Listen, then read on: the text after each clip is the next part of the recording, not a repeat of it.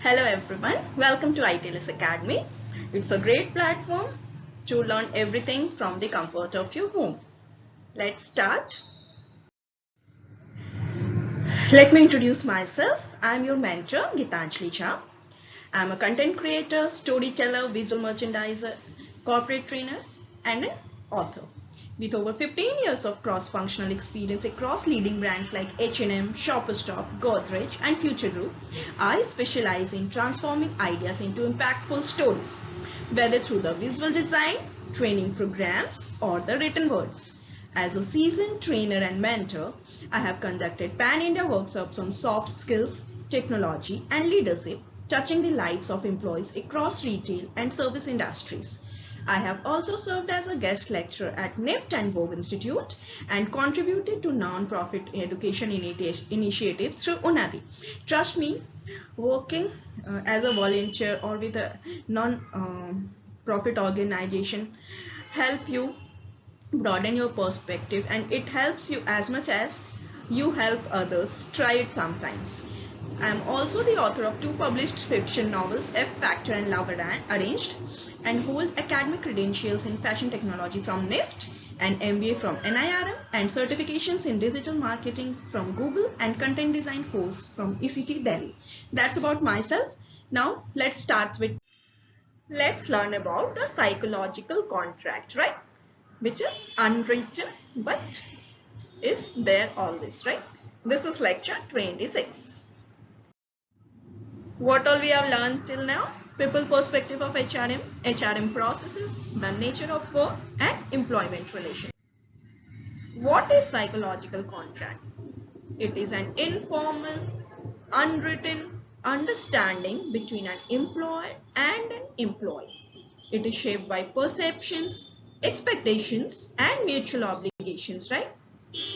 Whenever we join a company, we always have certain set of expectations. How we will be treated, what will be the job responsibilities, who all will be our team members, right? How they will behave, what will be the workplace culture, is there a cafeteria where I can eat when I can't cook, and things like that. Unlike formal employment contracts, this one is not legally binding. It is more about how both sides interpret their working relationships. Psychological contract theory was introduced by Dennis Russo in Modern Organizational Research. Her research emphasized that employees and employers have expectations about what they will give and receive in the relationship. Like every other relationship has expectations, just like that there is expectations in employee and employee relationships, and that alignment on these expectations is a key to a healthy work environment. Now there is an iceberg model for it, work and pay, where employee give inputs in form of efforts, ideas, time, hours, performance, results, commitments, loyalty, mobility, supervision, innovation, management, drive change, risk and investment. And employer gives rewards. Rewards are in the form of security, safety, care, training and development, recognition, qualifications, workspace equipments, promotion and growth, responsibility, work-life balance, physical and mental well-being, interest, variety, travel, challenges, flexibility, tolerance, status and respect, benefits and pension, control and influence, ownership and equity if your organization allows that, right? So this is iceberg model, which says what is inputs and what is reward, right? So as an employee, we all are giving our inputs in the form of our time, energy, efforts, right? And we are getting rewards in the form of remuneration, security, mental peace, and health benefits, and so on.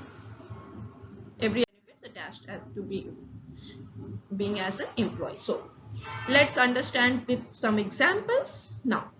Verbal commitments in interviews, right? An employee applies for an assistant position in a company, but the employer feels they would be better suited to starting at the trainee level. The company may make an informal agreement that if the employee completes a specific training and works for 6 months in the trainee role, they will be promoted to assistant role, right? Although it is not written in the contract, it is verbally agreed upon at the interview. This sets up a clear-cut expectations on the employee's part, right? So you know what you are expected to do as you start your job. Now, cultural shifts over time. An employee starts with an organization when it is small and a close-knit clan culture where everybody is approachable. They are connected like all the time. They go out, team bound. Everything is like very connected because it's a small team. It's like a extended family. They feel emotionally connected to leadership and understand how their unique contributions benefit the business. As the company grows and morphs into more of a market culture, employees are pushed hard and defined by their performance metrics. Now, there is a cultural shift, right? Now you have more number of employees. You have to do performance management. You have to do the checklist. You have to expand your team. The target becomes higher. The new situation can lead the employee to believe that the company is not the same when they agree to work for originality. So, as an HR, you need to make your team understand that expansion is benefiting everybody. Yes, there are changes and people are resistant to change, but explain them how these changes are going to benefit them, right? Some examples, other examples, informal policies around parental leaves, right? Now, sometimes what happens, employees are granted parental leave beyond the legal requirement and allowed employees to return to the workforce in flexible hours. Whenever there is an option, they get more work from home. Their requests are preferred because they have a new lifestyle to cope up with, a new baby who needs them every time, right? So this might lead to assumption that all their future requests for additional time off can be approved, but every time it cannot happen, right? So as an HR, we need to bridge the gap between the expectations and reality. Another example is unspoken perks. There is an unwritten rule in a company that the day after the end of your party each year, employees are allowed to come in a little later than usual and not expected to work a full shift. Yeah, imagine working on 1st January. So everybody had this New Year's Eve party, greeting everybody, saying Happy New Year, shouting at the top of your voice, and you're expected to log in at 8, 7, 9 a.m. whatever is the time. Is that realistically possible? Not all the time and not for all the employees. So companies allow that leverage. Okay, few times you can come late if you are punctual regularly. If the leniency is this circumstance is ever pulled back, employees will interpret it as if they are losing out on a perk, right? But on regular basis, we need to be punctual and respect our time and others' time. Example 5, changes to compensation structure. So there is a certain set of compensation structure our organization is following, and certainly there is a new compensation structure. For example, change in the fixed and variable pay ratio, right? So if your fixed pay ratio is reduced, your take hand becomes less monthly. So it might create little dissatisfaction. A company rewards longevity with broad salary ranges that allow employees to increase their pay based on performance and without having to be promoted. Because not every time you need a successor. So promotion is not that frequent as pay raise. Employees believe their hard work results in job security. If the company changes the salary ranges based on job levels or implement layoffs, employees will believe they were deceived, right? But as an HR, we need to follow the termination process and explain why we are doing this and how we can help them to settle in their new roles in the same company or different companies. Now, let's learn about different types of psychological contract, right? Number 1 is transactional. It focuses on a transactional relationship between an employee and an organization. It emphasizes the exchange of specific tasks and rewards. Okay, I did what I am expected this month. I got my salary on time. Both are happy. Okay. The contract is usually short term and task oriented. Employees expect fair compensation for their efforts and compliance with explicit job requirements. This is what happens in case of freelancer, in case of contract based job, where they have specific jobs given, specific projects given, and once it is done, the transaction is completed. Transitional psychological contract. It occurs during organizational changes and transitions, right? So, for example, when Tata acquired foreign companies, there will be merging, acquisition, or restructuring, right?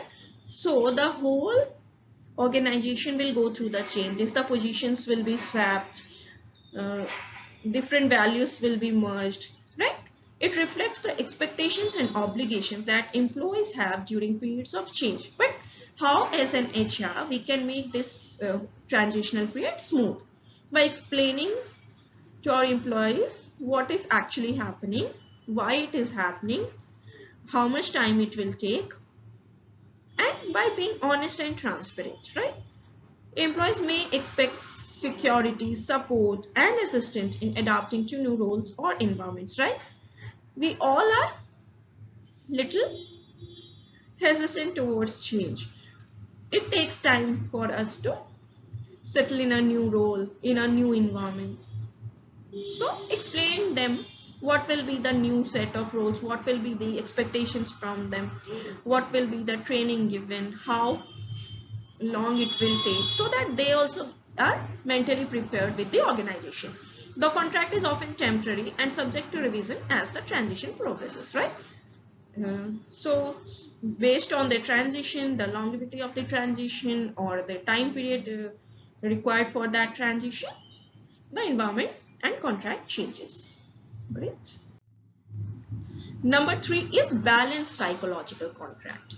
Emphasizes a fair and equitable exchange between employees and organizations. It acknowledges both monetary and non-monetary aspects of the employment relationship, such as work-life balance, professional development, and job security. Yes, we all are working for compensation and benefits, but that is not the only thing we are working for. We are working for work-life balance, for having a better lifestyle, for our development and growth as a person and professional, and obviously the job security.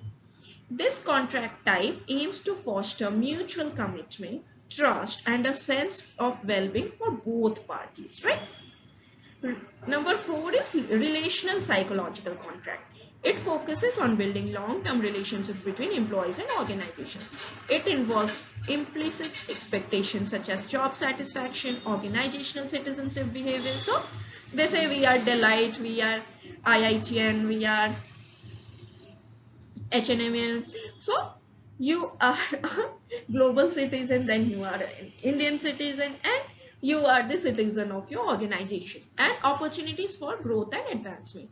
The contract emphasizes mutual loyalty, trust, and the belief that the organization will fulfill employees' career aspirations and provide a supportive work environment, right? So we have the trust of employees and the organization, that we both are giving our best to each other and we are working as a. Now let's understand it a little better. Psychological versus employment contract. So we already learned about employment relationship, right? So what is that? It is formal, legally binding document, whereas psychological contract is unwritten, based on mutual expectations. It's not legally binding. It evolves over time based on trust. Employment contract is fixed and changes require formal agreement. Once your pay and compensation increases, once you are promoted, you will get a different letter of offer, right? Covers expectations like respect, growth, and fairness. What makes us psychologically trusting towards our employer, right? Whereas employment contract defines salary, benefits, job duties, and termination terms. If a psychological contract is breached, it can lead to disengagement and turnover. And if employment contract is breached, it can result in legal consequences, right? Now, let's understand the importance of a fulfilled psychological contract. Why we are learning about it. It helps in increased performance and productivity. When employees feel their expectations are met, they are more satisfied, engaged, and motivated to work harder and go above and beyond, right? You are giving me best, I will also give your best. It is win-win situation for both parties. Higher employee commitment and loyalty, right? A strong, positive psychological contract builds a sense of belonging. Yes, it is my organization. I am part of it. I own the decisions and dedication to the company's goals. Thus, it helps fostering loyalty and reducing turnover, which is one of the important HR goals. Number 3 is better employee attitude and morale. Overall environment is very, very positive. Everybody is boosting each other. Everybody is working as a team, and together we all achieve more. Now, we have learned what is psychological contract, how it is beneficial. Let's learn how to create an effective psychological contract, right? Ensure that there is open and honest communication. Number 1 point is to be transparent with your employees. Otherwise, there is no trust. Creating a line of open and honest communication from the start is integral to create an effective psychological contract. Sharing company news, goals, and changes so employees feel clued in and connected. There is no surprises, right? Suddenly, okay, we are merging today. When company and organization were working towards it for last 6 months or maybe years or few years, right? Set clear expectations for job duties and performance and be transparent about pay, benefits, and career progression, right? Ensure that feedback is regularly provided to employees from managers, including what they are doing well and how they can improve. Give employees a chance to voice their thoughts and concerns, what support they expect, and how can we give that. This valuable two-way flow of information nurtures mutual respect and understanding, right? Step 2 is be clear about the expectations and obligations of both parties, right? It cannot be just focusing on only employees or only organization, right? We have to create that balance. Job descriptions should contain well-defined skill requirements and key responsibilities that match the day-to-day responsibilities an employee faces when they start work. These should also be stated in the employment contracts as well as details relating to contracted hours, dress code, privacy, and data ethics, right? Similarly, employees should be clear on what behaviors are encouraged or expected given the organization's culture and values, right? Our values should match with the company where we are working for. These are often not clearly expressed, leading to employee dissatisfaction and inconsistent behavior. If you use certain performance metrics or targets to access individual performance, which is consistent for all the employees, employees know how they will be assessed and they will work accordingly. Great. Step 3 is build trust by delivering on promises made in the psychological contract. Now, how trust is built? By practicing what we say. Our words should carry the weight. It should not be just vague promises, right? Only make promises the organization can deliver to employees. For example, if you state in an interview or at some point during the period of employment that there will be training opportunities available for skill development, then make sure these are provided and employees are made aware. You may have to do follow-throughs, you may have to find the time, you have to manage the resources, but if you have promised it, do it, right? If the candidate asks about the possibility of flexible working hours during an interview, which you don't offer employees, be clear about that and explain why you don't.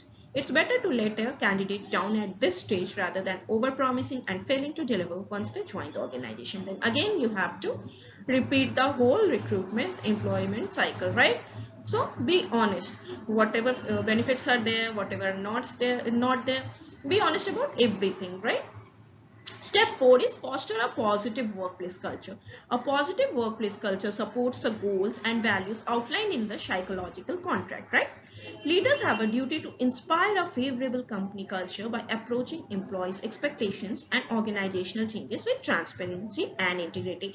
As we discussed, if anything major is happening in the organization, keep your employees aware, communicate with them so that they are also prepared along with you, right? A study by LinkedIn found that 83% of companies agree that an employee's brand significantly impacts the talent of a company. Can attract and recruit.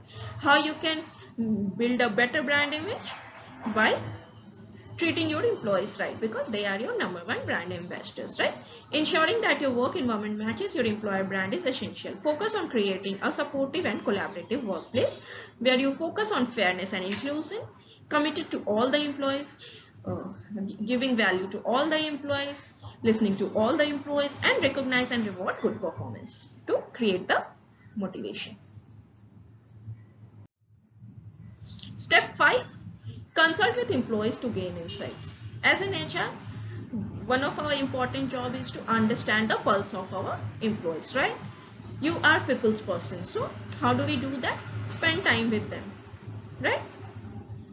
Talk to them. Research has found that when employees are engaged, they are happier and more satisfied at work. They have lower level of absenteeism, higher retention and loyalty, and give better customer service. Because only when my cup is full, I can pour from it, right? Nobody can pour from an empty cup. So, treat your employees right and treat them as people first. Therefore, conducting frequent employee engagement surveys is essential as they make you understand how employees truly feel and their evolving expectations. Then you can bridge the gap and meet their needs. And surveys are one part of it. Greet them, take them for coffee breaks, eat with them, share your story so that they trust you enough to share theirs, right?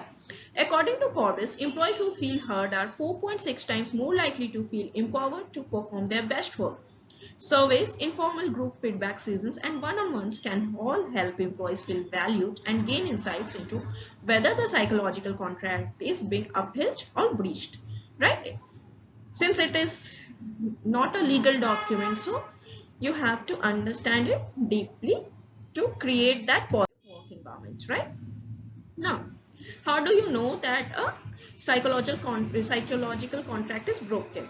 At the organizational level, you will find following: lower engagement and job satisfaction, drop in productivity and performance, increased turnover, rising levels of absenteeism, decline in collaboration and willingness to put effort beyond basic jobs. There will be no initiatives. Damage to employer brand, making it harder to attract or retain talent, right? So if you are seeing any of these symptoms in your organization, be alert. And what are the signs of a broken psychological contract at an individual levels? Employees show a lack of commitment and become demotivated and unproductive. They will come to work, but they will smile less and they'll be like, okay, I have to finish my work and go home. Less enthusiasm to contribute new ideas or take initiatives. When you are asking people what can we do to make our organization better, and if you are not getting any response, it means that you have to motivate your employees better. Heightened emotional reactions and negative behaviors. If there is overreaction for every small issue, that means those employees are highly dissatisfied. Putting up a strong resistance to change. Yes, everybody resists change, but see why they are resisting. Whether it is their fear or it is just for the sake of distraction. Expressing an adverse attitude toward the company. They will keep talking negative about the company, right? So you need to understand the why of the problem. More tension and conflict between employees, team members and managers, leading to further breakdown of trust. So they are spending more time in gossiping, solving the conflicts rather than focusing on the work they are supposed to do. What are the consequences of a breached psychological contract? Reduced performance and engagement, right? Obviously, when there is lesser trust factor, It leads to negative emotions like anger and betrayal, causing employees to become less committed and disengaged. They are like, okay, whatever happens, it does not concern me, I am out of it, right? Increased turnover intentions. When employees perceive a breach, particularly regarding career development or job security, they are more likely to find better options and leave the organization. Loss of trust. A breach damages the trust between the employer and the employee, making the relationship less resilient and more difficult to navigate. Once that trust is broken, it is very difficult to convince somebody to understand your point, right? Withdrawal of citizenship behaviors, right? So employees are less willing to share ideas, help colleagues, or be good organizational citizens. They are like, okay, I am here for a limited time, I am just waiting to get a better opportunity, and then I am going to say goodbye, right? So once that attitude comes, you have to recognize it and see how you can correct it. Now, how we can fix a broken employee-employer psychological contract? Number one is communicate, be honest, be transparent, build the trust factor. Understand the issues, right? Understand the why of the problem, why it is happening. Monitor progresses and make adjustments. Involve employees and get feedback, right? Feedback is a gift. The more you spend time with employees, the more honest feedback you will get. Address fairness and equity. Everybody deserves an equal chance. Same pay for same work. No discrimination based on gender, caste, race, ethnicity. Provide support and resources. Give them the tools, be it resources, be it training, be it workshop. Foster a positive work culture. Everybody work as a team, motivate each other. Reinforce the psychological contract. Talk about it again and again in town halls, team meetings, so that people are like, yes, we are serious about it and we are doing it. Right? Now, how do we measure the effectiveness of psychological contract? By turnover and retention rates, job satisfaction survey results, and employee engagement scores. So you can automatically understand by monitoring these metrics that how effective is the psychological contract in your organization. So do this exercise, measure these metrics and see how psychological contract is effective in your organization right now. Now, how HR can repair a broken psychological contract, right? Rebuilding a broken psychological contract is possible, right? What does it require? Care, empathy, and genuine effort to restore trust. So HR has to play an active role. How do they do by it? By understanding the expectations. HR professionals must comprehend and recognize the value of both parties' expectations to make a positive impact and mend the broken psychological contract. By taking this first step, HR can assess the situation and develop a plan to move forward. It is essential to display empathy and compassion when approaching this issue, as it's a sensitive and personal matter. Please understand, we are dealing with people, not numbers, right? By acknowledging and addressing both parties' viewpoints, HR can take strides toward adapting the situation into a more beneficial psychological contract for all involved. Investigate the root cause. Go to the why of problem. Conduct a thorough analysis to determine the specific issues that have caused the breakdown. This might involve a small event. It involves collecting feedback through surveys or confidential interviews to understand their primary concerns and perspectives and how it can be resolved. Finding a solution that aligns with both parties, right? We have to listen to employees and we have to listen to the management, right? So we have to brainstorm and implement feasible solutions for both the employee and employer. Communication is key in repairing a broken psychological contract. HR has to facilitate open and honest discussions to ensure mutual understanding and agreement on the way forward. Implementing a transparent and effective solution can help restore employee trust and foster a positive work environment. Involve employees and get feedback, right? Always involve your employees. Keep employees involved in the process. Ask for their inputs and check in regularly. Are they starting to regain trust? Do they feel they are treated fairly? Are they re-engaged and committed to their work and the organization? If yes, great. You have done your job. If not, what can you do? You have to repeat the whole process. Monitor progress and make adjustments. Don't assume the issue is resolved after one conversation or adjustment. Continue collecting feedback. It is an ongoing process. And tracking key indicators like engagement scores, retention rates, or team sentiment. Make changes as needed to rebuild confidence and trust. So, with all these steps, you can repair a broken psychological contract, right? Which, as an HR, is extremely important. Right? Let's explore this very interesting topic further. Based on today's learning from this lecture, do a detailed study of your psychological contract. Is your organization meeting your expectations? Are you on the same page with your reporting manager and HR team? Discuss your learnings with them so that they know your perspective.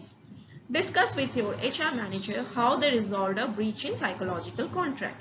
What were the challenges? How they overcame it, right?